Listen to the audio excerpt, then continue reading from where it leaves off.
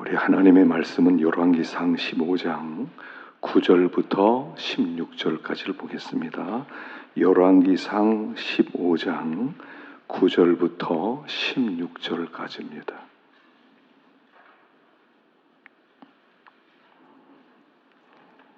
우리 한 목소리로 함께 봉독하겠습니다.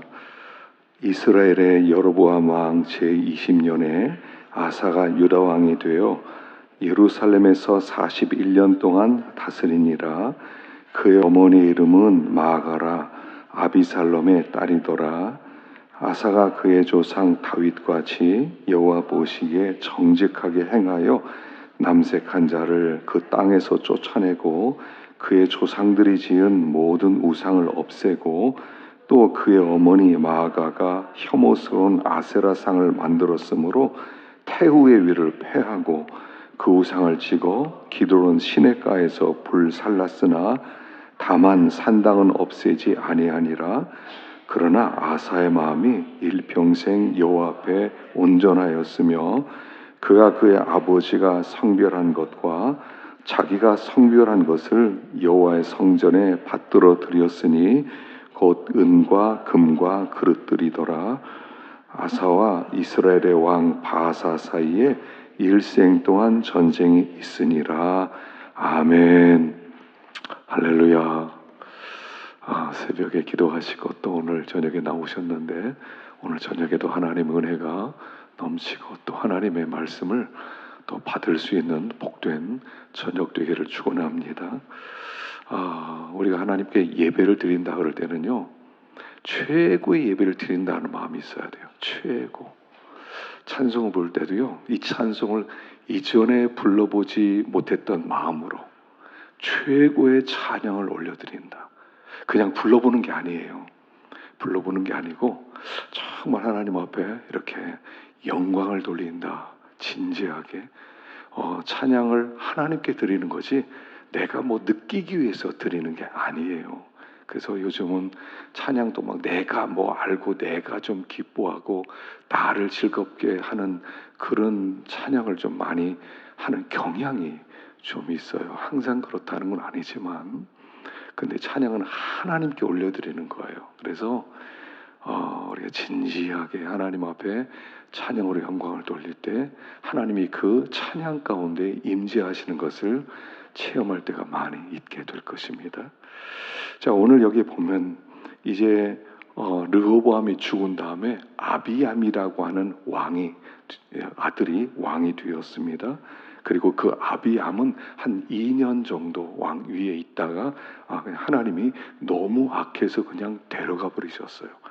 뭐 여기 그냥 하나님 앞에 온전하지 않았다, 모든 죄를 행했다, 뭐 이렇게 해서 그냥 다른 얘기로 말하면 르호보암의 아들 아비암에 대해서는 할 말 없다 이런 뜻이에요. 그의 평가에 대해서는 할 말 없다, 그러니까 지나간다, 뭐 이런 뜻이에요. 하나님 보시기에 아무것도 그 아름다운 보기에 좋은 것이 없었다. 그래서 아비암은 어떻게 살았는지 악했다. 지네 아버지 닮아서 악했다. 그래서 내가 폐위시켰다. 한 2년 정도 왕위하다가 그는 이렇게 죽임을 당하게 되고 그의 아들이었던 아사가 왕이 됩니다. 자, 아사는 어떤 사람인가? 여기 19절만 한번 읽어보겠습니다. 19절 시작.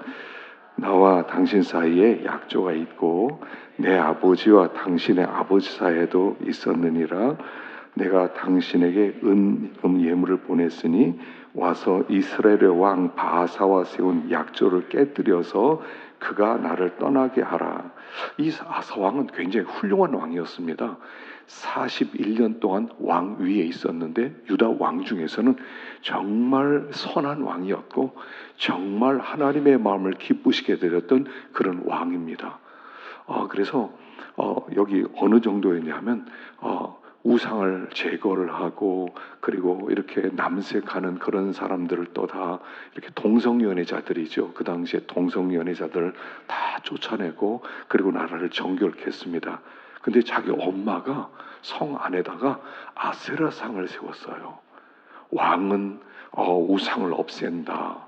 깨끗한 나라, 하나님을 섬기는 나라 만든다 그러는데 엄마가 아세라상을 세웠어요.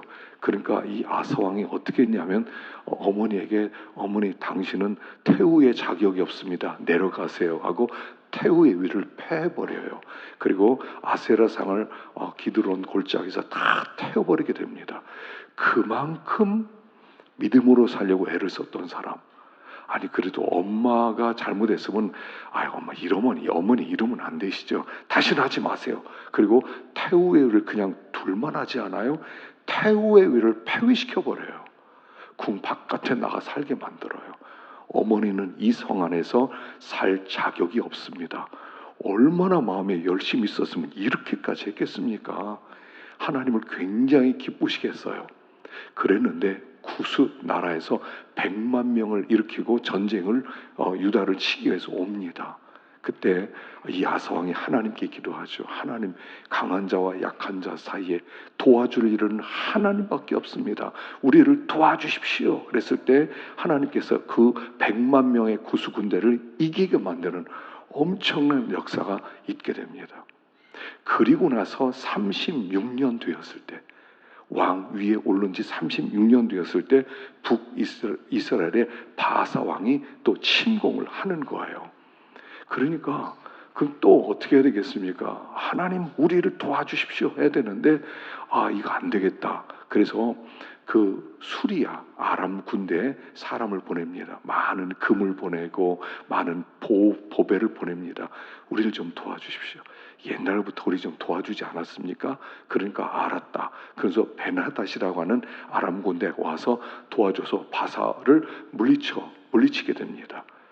하나님이 나중에 선지자를 보냅니다. 선지자를 보내서 너 왜 구스가 왔을 때 나한테 도움을 청하더니 이렇게 바상이 왔다고 그래서 바사왕이 왔을 때 왜 나에게 도움을 청하지 않고 왜 이방 군대를 끌어들였느냐? 예전에 너희들이 하나님을 의지했을 때는 아람이 너희들을 함부로 보지 못했는데 너희들이 이렇게 경거망동했기 때문에 아람이 너희들을 그냥 두지 않을 것이다. 선지자가 이야기를 합니다. 그러니까 이 아사왕이 화가 나가지고 하나님의 선지자, 자 감옥에 가도 저게 어디 쓸데없는 소리하고 앉아있어. 그리고 하나님의 선지자를 감옥에 가둡니다. 하나님이 진노하셨죠. 나중에 발에 병이 들게 됩니다. 발에 병이 들었는데 하나님께 의지하라고 병 주신 거거든요.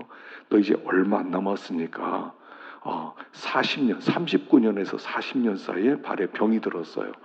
그랬는데 하나님을 의지하죠. 야 의사 찾아와라. 의사. 좋은 의사들 다 데려와라. 그러다 의사 의지하다가 죽게 됩니다. 그게 아사왕의 일생 전부예요. 35년 동안은 하나님을 잘 섬겼어요. 대단하죠. 35년이에요. 변함없이 35년을 하나님을 섬겼단 말입니다. 우상을 쫓아내고 그리고 하나님을 의지하고 다윗의 길로 걸었단 말입니다. 근데 36년 때 변질이 되었다는 거예요. 그 변질된 증거가 바로 이겁니다. 하나님의 말씀을 듣고 회개하지 않는 것, 이게 변질된 증거예요. 하나님의 말씀을 들었을 때 회개하는 것은 아직까지 소망이 있는데 말씀을 들었을 때 화가 일어나요. 감히 나한테 저런 소리를 해? 그냥 두지 않겠어. 변질되었다는 거예요. 우리가 변질되었다는 증거가 여기에 있어요. 변질이란 뭐냐면 교만이 들어오는 거예요. 다른 거 아닙니다. 교만이 들어오는 거예요. 우리 안에 교만이 들어오는 게 제일 위험한 일이거든요. 근데 이 교만이라는 것은요, 누구에게나 언제든지 우리에게 찾아올 수 있어요. 나는 설마 내가 교만해지겠어? 아니에요. 조금 뭐가 생기면, 조금 평화롭고, 조금 돈도 좀 생기고, 또 조금 지위가 좀 올라가고, 그러면은 그때부터 변질되는데, 변질은 교만이 들어오면 변질되는 거예요. 우리를 생각할 때 말씀을 들었을 때 감동이 되면서 고꾸라지고 하나님 죄인입니다. 하나님 저를 불쌍히 여겨주십시오. 아직까지 소망이 있을 때요. 근데 저런 말씀 또 해. 뭐 했던 얘기 또 하고 자꾸 저래. 맨날 교회는 했던 얘기 또 한다고. 그러고 나서 안 들어, 이제 안 들어. 다른 데 어디 가서 좋은 목사 설교 좀 듣고 싶어. 교만이 들어온 거예요. 그럼 끝난 거예요. 그래서 이 아사왕은 35년으로 사실은 끝난 거예요. 36년부터 41년, 5년 동안은 마지막에 버림을 받는 거예요. 자, 과거보다 중요한 게 현재라는 겁니다. 항상 현재 살아야 돼요. 어제 내가 35년 전에 내가 우리 어머니를 폐위시켰다고 소용없어요. 지금 here and now예요. 지금 여기에서 너는 누구냐가 중요해요. 내가 그 과거의 신앙을 계속 지켜가고 있느냐, 하나님을 사랑하는 마음을 지금도 계속 가지고 있고 처음 사랑의 감격이 계속 있느냐, 주님을 더 사랑합니다, 이전보다 더 사랑합니다, 그러고 있느냐, 아니면 교만해져서, 교만해지면 말씀 듣는 태도가 달라져요. 태도가 달라져. 선지자가 하나님 말씀한다고 해서 감옥에 가더라. 저거 감옥에 가더라. 어떻게 그렇게 되죠? 말씀을 듣는 자세가 달라졌다는 거예요. 변질되면 말씀 듣는 자세가 달라져요. 그래서 참 이 사람이 변질되면 안 되는데, 계속 저도 그렇게 기도합니다. 시간이 지나갈수록, 나이를 더 먹을수록 계속 하나님을 더 사랑하게 해주세요. 끝이 더 아름답게 하시고 끝이 더 빛나게 하시고, 그게 기도 제목이에요. 끝이 더 빛나게 하시고. 왜냐하면 많은 사람들이 뒤에, 솔로몬도 뒤에 가서, 다윗도 뒷부분에 가서 좀 흔들렸고, 다 뒷부분에 가서 흔들렸거든요. 이 아사왕도 뒤에 가서 흔들렸고, 뒤에 가서 다 흔들려요. 어제보다도 오늘 더 하나님을 더 사랑합니다. 하나님의 말씀을 더 깨닫기를 원합니다. 하나님 눈을 더 밝혀주시길 원합니다. 그래야 나를 지킬 수가 있는 거예요. 그래서 이 아사왕은 훌륭한 왕이었는데 36년부터 그가 타락하게 됩니다. 그래서 끝에 가서 마무리가 참 이렇게 안 좋게 마무리가 되었어요. 근데 하나님이 전체적으로 볼 때 그는 훌륭한 왕이었다, 이렇게 평가를 하고 있다는 것입니다. 자, 25절 보십시다. 25절부터 읽어봅시다. 시작. 유다의 아사왕 둘째 해에 여로보암의 아들 나답이 이스라엘 왕이 되어 2년 동안 이스라엘을 다스리니라. 그가 여호와 보시기에 악을 행하되 그의 아버지 길로 행하며 그가 이스라엘에게 범하게 한 그 죄 중에 행한지라. 바하사가 여호와 보시기에 악을 행하되 여로보암의 길을 행하여 그가 이스라엘에게 범한 그 죄 중에 행하였더라. 자, 여로보암의 아들의 이름은 나답이었습니다. 근데 이 나답이 왕이 된 다음에 아버지와 똑같은 길을 걸어가요. 아버지가 했던 대로 베델과 단에 금송아지 세운 거 그대로 두고, 레위 자손 아닌 다른 사람을 제사장으로 세우고, 절개 날짜를 바꾸고, 그렇게 해서 아버지의 길을 그대로 걸어가요. 그래서 하나님께서 이 여로보암 왕가를 깨뜨리시는 거예요. 그리고 두 번째 왕조가 시작됩니다. 바사 왕조입니다. 이 바사가 나답을 죽이고 자기가 왕이 됩니다. 근데 바사가 왕이 된 다음에 똑같은 일을 해요. 여기 보니까 여로보암이 했던 그 길을 그대로 걷더라는 거예요. 두 가지 길이 있다고 그랬죠. 항상 다윗의 길이 있고 여로보암의 길이 있어요. 다윗의 길이 있고 여로보암의 길. 그래서 누구의 길을 가느냐? 그래서 하나님은 누구의 길을 가느냐? 누구를 벤치마킹 하느냐? 그래서 항상 하나님의 기준은 다윗이었어요. 다윗의 길을 걸어갔느냐? 다윗의 길을 걷지 않았느냐? 그것이 일생을 평가하는 기준이에요. 지금도 하나님이 우리를 평가할 때인데 이 기준이에요. 다윗의 길을 걸었느냐? 여로보암의 길을 걸었느냐? 그래서 그 어떤 길을 가느냐에 따라서 그것이 복된 삶이냐, 그것이 재앙의 삶이냐가 나오는 거예요. 우리가 벤치마킹을 잘 생각해야 됩니다. 사람은 반드시 분명히 누군가를 벤치마킹하고 따라가고 있어요. 누군가를 벤치마킹해요. 우리도 모르는 사이에 다윗이 갔던 길을 가는 사람이 있는가 하면 여로보암이 갔던 길을 가는 사람이 있더라는 거예요.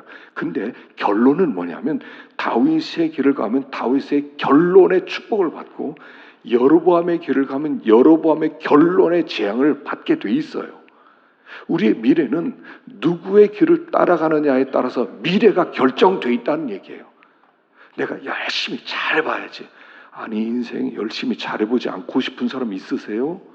인생 열심히 진짜 잘해서 멋지게 살고 싶은 마음 다 있어요. 근데 누구를 벤치마킹하느냐에 따라서 미래는 결정돼 있다는 얘기예요. 열심히 사는데 성공이 달린 게 아니라는 얘기를 하는 거예요. 우리는 열심히 살면 되는 줄 알아요. 근데 열심히 부지런히 내가 머리를 잘 써서 진짜 최선을 다하면 잘 살 줄 알아요. 그게 아니라는 거예요. 성경에서는 이미 결론이 나와 있다는 거예요. 나답이 내가 우리 아버지처럼 열심히 한번 해봐야지. 아버지의 그 결론과 똑같은 결론. 바하사가 저 왕들 보기 싫어 다 없애버리고 내가 새로운 왕조를 세웠어. 근데 여로보암의 길을 따라가는 한 똑같은 결과가 나오는 거야. 그래서 후에 그가 이제 죽임을 당하는 거죠. 죽임을 당하고 또 새로운 왕이 또 왕조가 시작돼요. 열심히 사는 데 있지 않다니까요. 누구의 길을 따라가느냐 이미 결론이 나와 있단 말이에요. 다윗의 길을 걸어가면 지금 내가 어렵고 힘들고 고난이 있을지라도 결론은 이미 나와 있어요. 그 결론은 복된 길이에요. 하나님이 그 가문을 대대로 축복하세요. 자손 대대로 축복하세요. 고난도 있고 어려움도 있고 그렇겠지만 결국 하나님이 복 주신다는 거고요. 여로보암은 수단 방법 가리지 않고 아무리 열심히 살았는데 결론은 이미 나왔어요. 그 자식은 죽임을 당하게 돼 있어요. 쿠데타가 일어나게 돼 있어요. 열심히 사는 게 중요한 게 아니라는 거예요. 누구의 길을 걷고 있느냐가 중요한 거예요. 누구의 길을 걷고 있느냐? 다윗의 길을 걷느냐? 여로보암의 길을 가냐? 우리의 미래는 이미 결정되었어요. 살아봐야죠. 우린 이렇게 하거든요. 살아봐야죠. 내 미래를 나는 알고 싶어요. 20년 뒤를 알고 싶어요. 지금 무슨 길을 걷고 있는데, 누구의 길을 따라가는데, 다윗의 길을 걷고 있어요. 지금 어려울지라도 당신은 잘 될 겁니다. 예언할 수 있어요. 여로보암의 길을 가고 있습니까? 지금 아무리 잘 되더라도 당신의 끝은 좋지 못할 겁니다. 나와 있어요. 이게 묵시라는 거예요. 묵시예요. 묵시라고 하는 것은 결론이 나와 있다는 거야. 숙명론이 아니에요. 숙명론은 이미 어떤 프로그램이 돼 있어서 결정돼 있기 때문에 내가 뭐를 한다 하더라도 소용이 없다 이런 거지만, 그러나 하나님은 묵시를 우리에게 주세요. 누구의 길을 가느냐에 따라서 너의 결론은 나와 있다. 볼 것도 없다. 볼 것도 없다. 다윗의 길이냐 여로보암의 길이냐요. 그래서 여기 나답이나 여로보암이나 바사나 그 뒤에 아합이나 오므리나 그 뒤에 누가 나온다 하더라도 다 여로보암의 길을 하는 그 끝은 다 정해지더라 하는 얘기예요. 왜 이 사람들이 왜 이렇게 여로보암의 길을 갑니까? 여로보암의 길을 가는 것은 뭐냐면 눈에 보이지 않는 것보다 보이는 걸 더 중요하게 여겼기 때문에 그래요. 여로보암의 길은 항상 보이는 거에 집중하는 거예요. 보이는 상황과 조건을 좀 잘해보자. 보이는 상황과 조건에서 내가 최고를 한번 만들어보자. 보이는 거예요. 다윗의 길은 보이지 않는 하나님을 바라보는 길이에요. 그래서 우리가 주목하는 것은 보이는 것이 아니라 보이지 않는 것이니, 보이는 것은 잠깐이고 보이지 않는 것은 영원하고 왕 위에 올랐다는 것 잠깐이에요. 내가 지금 엄청난 걸 누린다 잠깐이에요. 저는 몰랐는데 어떤 목사님이 서울 집회를 갔는데 집회를 마치는데 그 큰 대기업 상무님이 식사를 대접한다고 그래서 식당에 갔답니다. 그런데 식당 가는데 가격을 보고 놀랬대요. 가격이 어느 정도냐면 보통 사람의 한 달 월급이더래요. 수백만 원짜리 음식을 대접받을 때. 그래서 물어봤대요. 아니 이게 내가 잘못 본 거냐? 이게 보통 사람 이게 월급 정도 되지 않느냐? 그러니까 그렇게 대기업에 들어가서 상무가 되는 순간 그때부터 법인카드가 나오는데 이제 사람들 잘 대접하니까 최고를 대접해도 좋다고 해서 마음껏 쓰라고 그런대요. 얼마나 도대체 뭐가 나오는지 모르겠어요. 구경이라도 좀 하고 싶더라고. 먹는 건 그만두고. 근데 사람들은요, 거기에 초점을 맞추고 있어요. 한 끼에 한 500만 원 하는 식사. 난 이 정도를 먹을 수 있어. 대단하죠. 나는 이런 데에서 이런 차를 타고 뭐 젊은 애들이 뭐 이렇게 오픈 카를 컴포터블 차를 타고 뭐 한 팔을 내밀고 담배 피면서 가는 걸 보면 뭘 느끼세요? 저렇게 나도 되고 싶다. 이런 거 있지 않아요? 잠깐이에요. 잠깐이에요. 우리 하나님은 눈에 보이지 않는 분이세요. 다윗은 눈에 보이지 않는 하나님을 집중하면서 살았어요. 예수님은 눈에 보이지 않는 하나님 앞에서 살아가는 상황과 조건에 좌우되는 것이 아니라 눈에 보이지 않는 하나님, 여기 북이스라엘 왕조들은 항상 그 왕위를 지키기 위해서 눈에 보이는 축복점 붙들기 위해서 발버둥을 쳤지만 그들의 결론은 이미 다 나와 있었어요. 똑같아요. 우리 미래 똑같아요. 무슨 길을 걷고 계세요? 당신의 미래를 예언할 수가 있습니다. 열심히 제가 굉장히 최선을 다했습니다. 최선을 다하지 않은 사람 세상에 어디 있어요? 누구의 길을 가고 있습니까? 여로보암의 길을 가는데 지금 막 엄청 잘 되고 있습니까? 얼망 갈 겁니다. 얼망 갈 거예요. 그건 풀의 꽃이에요. 우리 벚꽃 다 지금 지지 않았습니까? 잠깐이에요. 잠깐. 무엇을 주목하고 있느냐는 거예요. 뭐가 나의 기준이냐는 거예요. 뭐가 기준이냐. 우리가 믿는 사람 그러면 기준이 다르다는 거예요. 말씀이 기준이고 하나님이 기준이어야 된다는 거예요. 자, 세 번째로 28절 봅시다. 시작. 유다의 아사왕 셋째에 바사가 나답을 죽이고 대신하여 왕이 되고 왕이 될 때 여로보암의 온 집을 쳐서 생명 있는 자를 한 사람도 남기지 아니하고 다 멸하였는데 여호와께서 그의 종 실로 사람 아히야를 통하여 하신 말씀과 같이 되었으니 이는 여로보암이 범죄하고 또 이스라엘에게 범하게 한 죄로 말미암음이며 또 이스라엘 여호와를 노엽게 한 일 때문이었더라. 자, 여기 이제 여로보암의 아들이 나압이었고요. 나압 뒤에 나압이 3년, 2년 왕위에 있다가 바사가 쿠데타를 일으켜서 나답을 죽이고 새로운 왕조를 세우게 되죠. 새로운 왕조를 세우고 그 다음에 바사는 그 뒤에 아들이 엘라인데 엘라가 뒤에 시므리에 의해서 죽임을 당하고 시므리 왕가가 시작되고 시므리 왕가는 뭐 3일 천하죠. 그 다음에는 오므리 왕가가 또 죽이고 또 오므리 아합왕 이렇게 해서 왕조가 계속 흘러갑니다. 자, 하나님 여로보암에게 무엇을 예언했습니까? 네가 하나님 앞에 이렇게 범죄했기 때문에 너의 자손 중에 하나도 남기지 않겠다. 성읍에서 죽으면 개들이 뜯어먹고 들판에서 죽으면 새가 뜯어먹게 만들겠다. 너의 모든 씨를 완전히 없애버리겠다라고 예언을 하셨어요. 그리고 그 예언이 여기 이루어지더라 하는 거예요. 바사가 나답을 죽이고 여로보암에 남은 모든 자식들을 깡그리 없애버리는 거예요. 하나님의 말씀은 성취되었다는 거예요. 여러분 성경은 계속 무슨 얘기를 하냐면 말씀은 성취된다는 얘기를 계속 하고 있어요. 그래서 성경은 약속이에요. 창세기부터 계시록까지는 약속이 꿰뚫고 있어요. 하나님의 약속, 창세기부터 한 약속이 이 땅의 모든 역사를 꿰뚫고 그 하나님의 말씀은 계속 성취되고 있다라고 말씀을 하는 거예요. 그래서 여러분 창세기 나오는 것처럼 하나님께서 계속 하나님의 말씀을 하시고 성취되고 말씀이 성취되고 아브라함에게 너의 자손이 4대 동안 애굽에 있다가 종로로 타다 거기서 나오게 될 것이다. 또 요셉은 이제 하나님께서 우리를 이곳에 나가게 할 때 내 해골을 가지고 나가라. 계속 하나님의 약속이 계속 성취되는 거예요.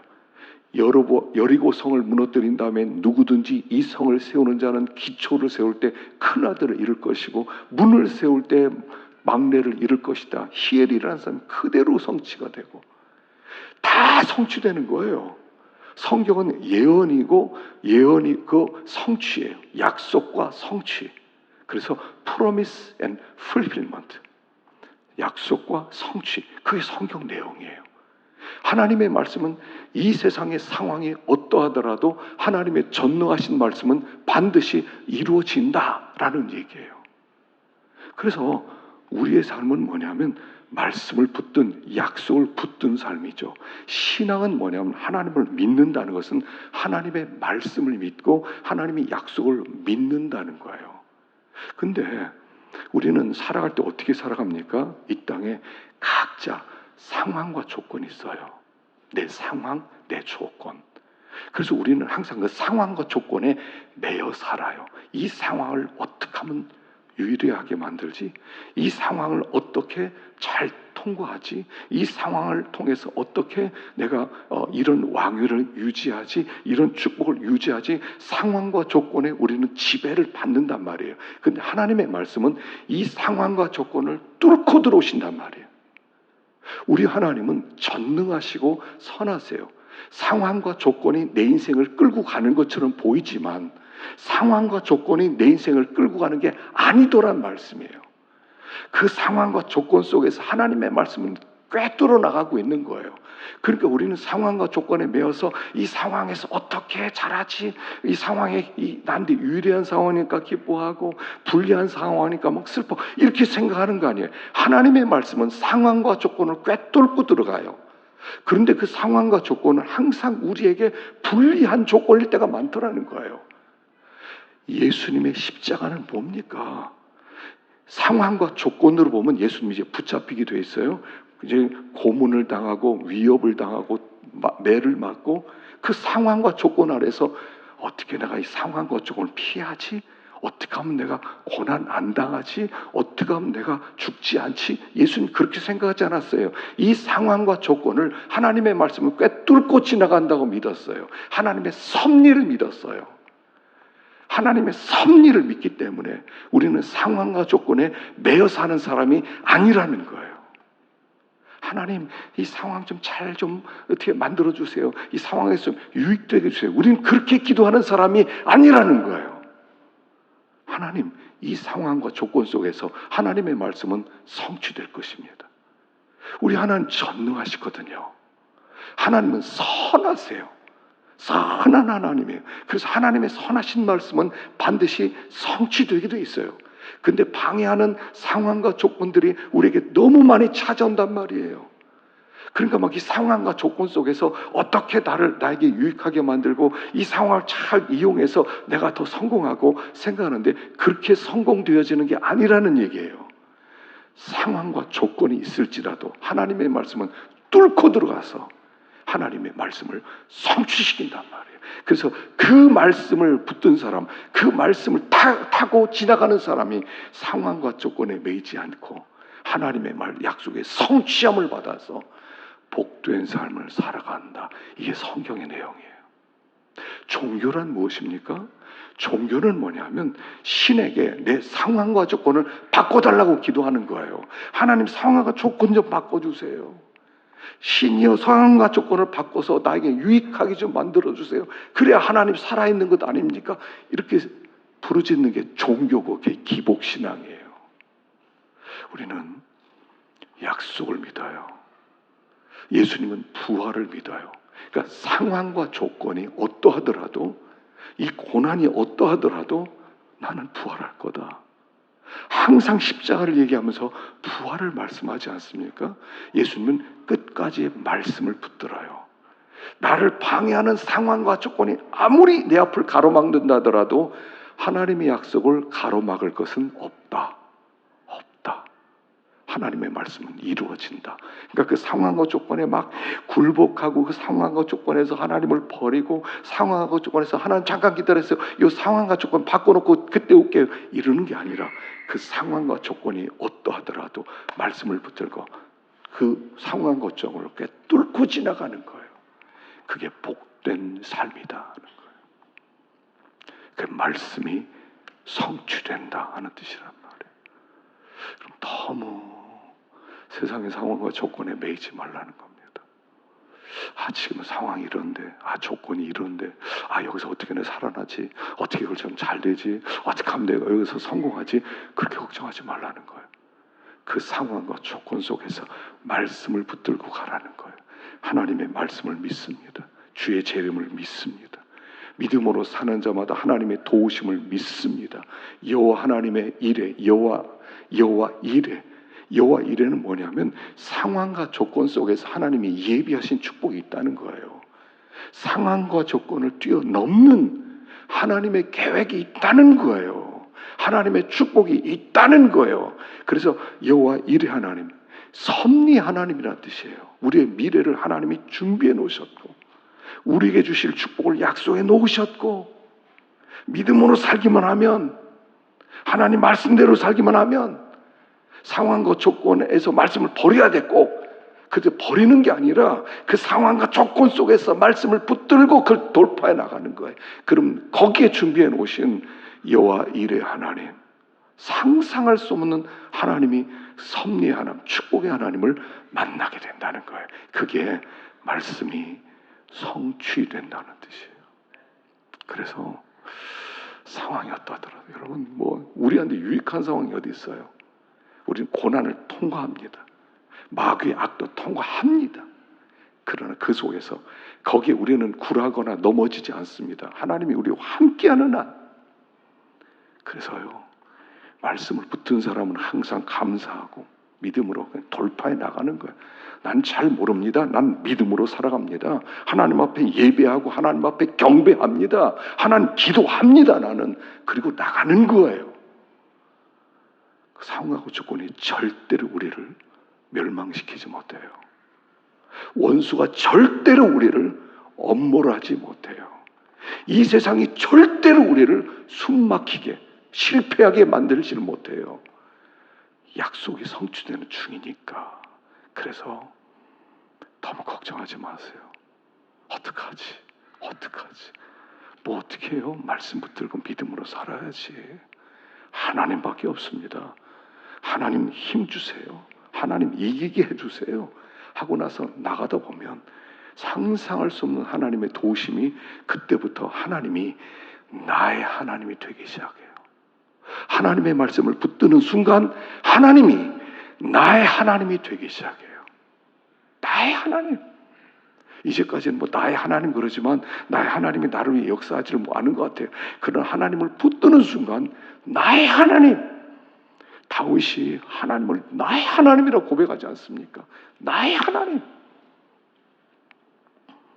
그래서 하나님이 그의 하나님이 되어서 그를 위하여 일하시고 그를 통해 역사하시고 우리의 삶 가운데 간증거리가 나오고, 와, 하나님 일하시는구나. 하나님 역사하는구나. 살아계신 하나님, 그의 살아계신 하나님의 말씀, 이렇게 되는 거예요. 우리는 그렇게 사는 사람이에요. 조건에 맞춰서 어떡할까 눈치 보는 게 아니라 하나님 말씀 붙들고 살아갈 때 반드시 여호와 일의 하나님을 체험하게 될 줄로 믿습니다.